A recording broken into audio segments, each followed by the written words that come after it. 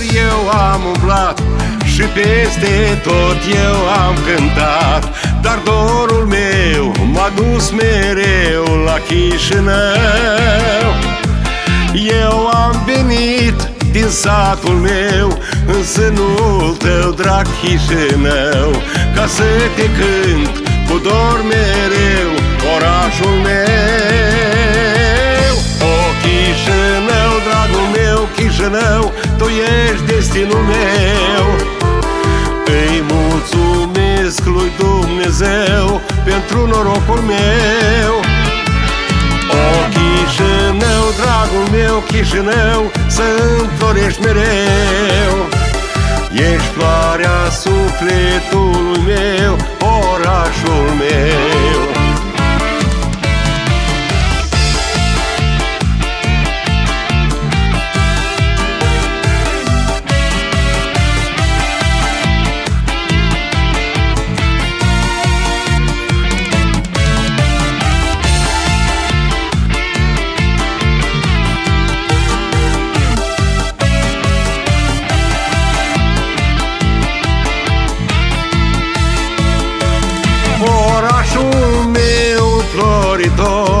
Tu m-ai primit ca pe un fecior, ca un părinte iubitor, cu atâta dor. Că așa viața m-a sortit, că steaua mea a strălucit și visul meu s-a împlinit cum mi-am dorit. O Chișinău, dragul meu, Chișinău, tu ești destinul meu. Îi mulțumesc lui Dumnezeu pentru norocul meu.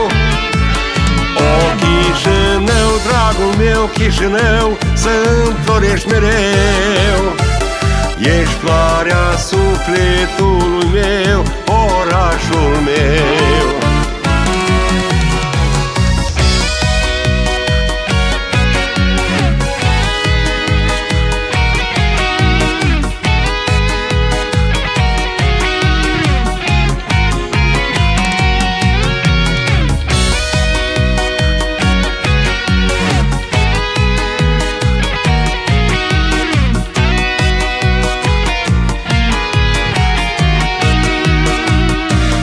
Chișinău, dragul meu, Chișinău, tu ești destinul meu. Îi mulțumesc lui Dumnezeu pentru norocul meu.